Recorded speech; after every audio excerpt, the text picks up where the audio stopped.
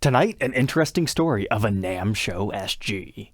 Welcome back, Troglodytes, to your daily dose of guitar information, the Trogly's Guitar Show. So before we dive into that, let's take a look at this beauty.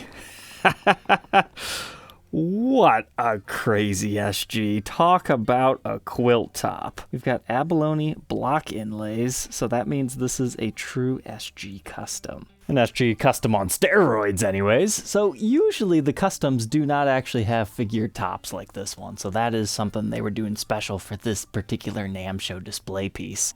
And we also just have two humbuckers, so it's kind of like a evolution on like the ebony version of the SG custom that they offer. Besides our fancy inlays, it looks like we're rocking a real ebony fretboard, so that's good. But wait until you see the neck on this thing. It's also a 5-piece flame maple. So I'm kind of curious, what color would you guys call this one? I was thinking it might be the DC rust finish. However, it looks more like a root beer to me, but it definitely has some of that rust vibe on the back. And I'm a huge fan of that color, so when I saw this one, it's like, yeah, I'd be interested in checking this thing out. Especially because of our really unique headstock veneer here. I mean, not only do we have more abalone inlays, but it's a figured maple headstock cap, so you don't find that too often in Gibson territory. And what also makes this one special is the year of NAMM Show. This is another one of those 2019s, you know, the return of Gibson under new ownership. I owned and documented the R9 that everybody fell in love with at that one in the factory burst finish. It's one of the most historic NAMM shows in the history of Gibson, in my opinion. It was a rebirth of the company. Now, you can find old videos of the 2019 NAMM Show, but unfortunately, I cannot find this one on any video. The previous owner of this one said that there were about 4 of these at the NAMM Show, and this one was kept behind a glass case, so it wasn't used as much. So if you were at this particular NAMM Show and you remember this one, I would love to see some photos of it in the booth, because somebody must have been playing it at that time, or it was kept in a different area. I'm not sure, but obviously, this is not your regular SG custom, so I do not doubt its NAMM Show provenance at all. That's one of my favorite things about current NAMM Show guitars is they actually have a little sticker on the back of the headstock. Some people will remove it, but another way to verify it is usually within the COA. They have an additional sticker where they tell you how special the 2019 NAMM Show was. But let me tell you, this one definitely feels like a lot of people have had their hands on it. It needs a nice polishing. So hopefully once I do that, this quilt top will come to life, but sometimes that's the thing about quilt tops. They don't move as much as some flames, but it is quite beautiful in photos. But this neck is fantastic as far as the chatoint effect going. So now that we know the history of this, let's talk about the story behind it. So about 5 or 6 months ago, somebody sent me a link to this listing in their local Facebook marketplace. I thought it was really cool. The guy had this and a Zodiac Les Paul right beside it. So just to strike up a conversation, I asked him, hey, is that Zodiac for sale? And he said no. And I told him, if this SG ever comes down to this price, feel free to let me know. I could tell he really wasn't interested, and getting people to ship on Facebook marketplace is nearly impossible. Usually I just don't even waste my time unless it's a special piece for my collection or something I want to document, which this one certainly falls into. However, somebody else sent me a link to it a couple of months later, and I saw the price was getting close to where I wanted to be, so I thought I'd strike up a conversation again. Now, unfortunately, he wasn't interested, but another week or two goes by. Sure enough, I get the message. All right, let's do this. And then he goes, oh man, I was wondering if it was you, Trogly. You know, once I tell him the PayPal email address to send the invoice to. He says his daughter Natalie watches my show all the time. So hey Natalie, thanks for watching. But now let's get into the parts and specs of this one.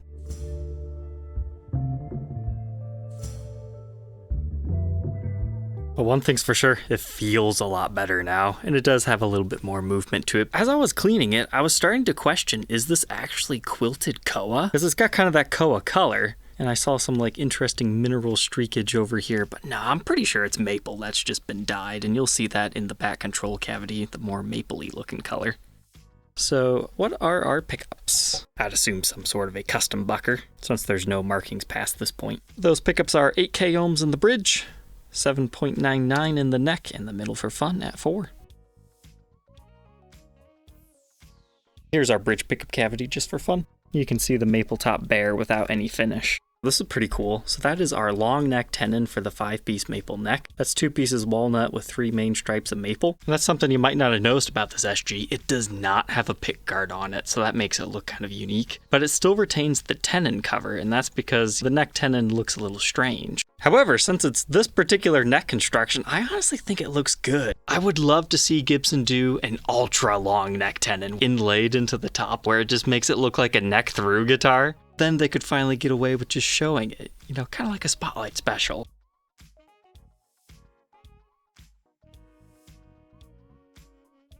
Our gold hardware cleaned up nicely, no longer hazed over. However, this was strange to me.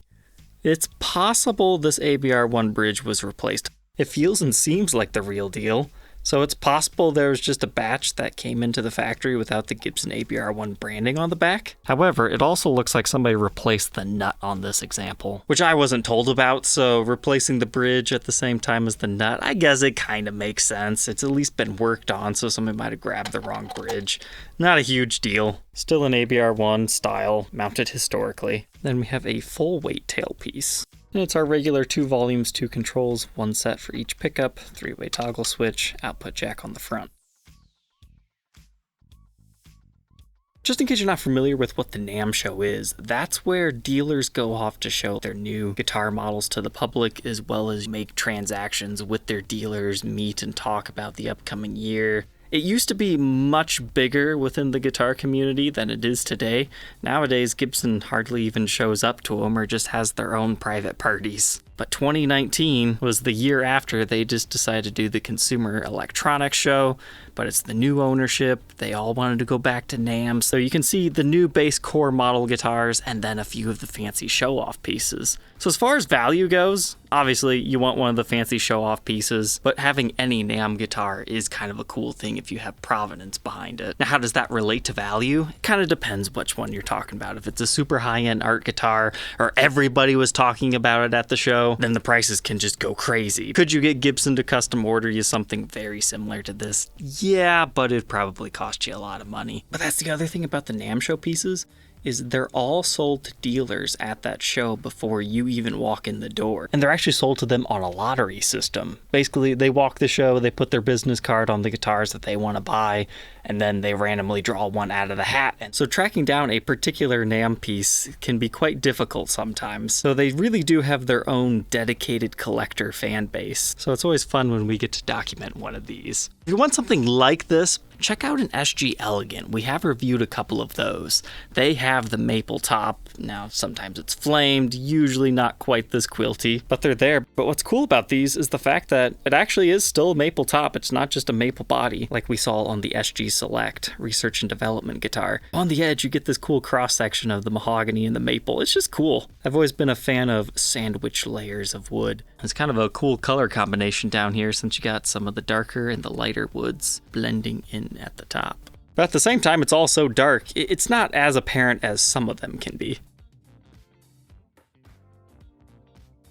Moving on from our maple and mahogany body, we've got that maple neck with an ebony fretboard. That's the other thing special about 2019. That's the return of ebony late in the year. So early 2019 we'll still be using Richlight. This is one of those, hey, we've done it, we've come back to tradition guitars, so it's special in that aspect too. But those Abalone inlays have so much color in them, and the frets are looking awesome after my polishing job. But what I find interesting is they didn't go for the Abalone side marker inlays. They just went for a straight black material, probably so it doesn't get too crazy. But I measure a 24 3/4 inch scale with 12-inch fretboard radius, a nut width of 1.69 inches, increasing to 2.06 by the 12th, 0.87 first fret neck depth, and 0.96 by the 12th. Here's a look at that neck profile, 1st fret and 12th fret. Definitely more so a C-shaped neck profile.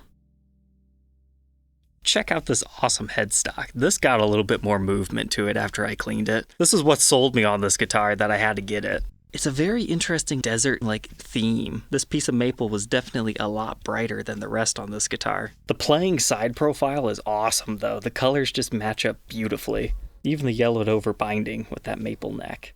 And if you shine a light, it almost looks like they stained the inside a brownish color that bled into the abalone a bit. And I say that because right here in this area, Gibson always leaves like a little lip right there at the end of the inlay. So you can actually see the continuation of the wood right there, filled in with a bunch of lacquer. And you can also see there's at least 2 pieces of abalone making up that centerpiece.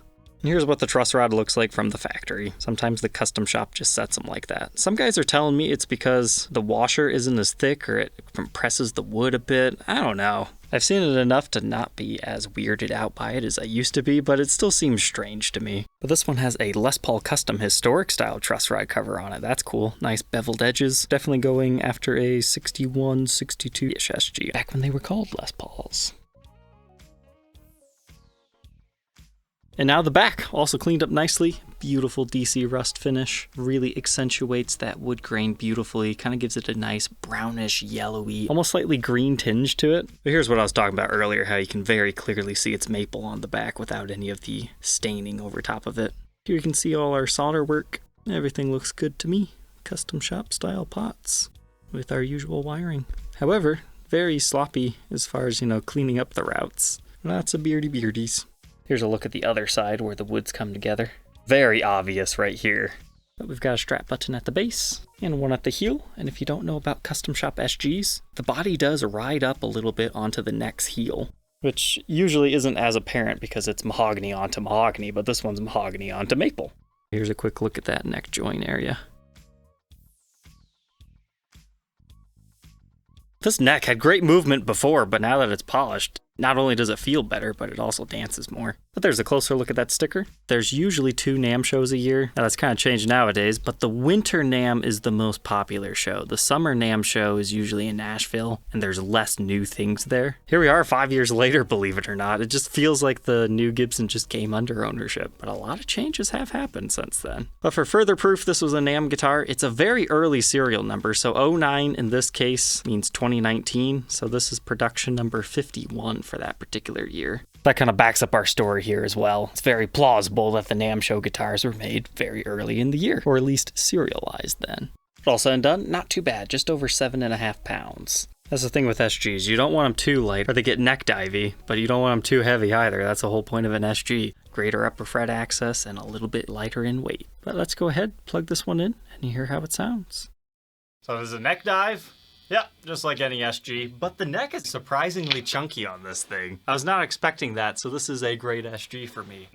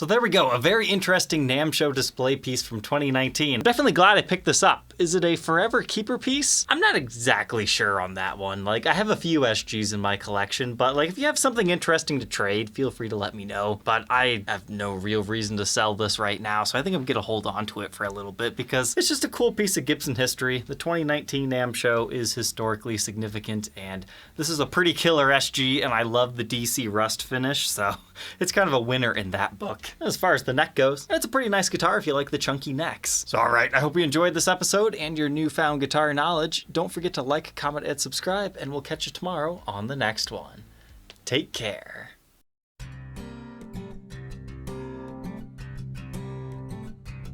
If you enjoyed tonight's episode, consider subscribing. I post videos like this every day. And you might even enjoy this next one.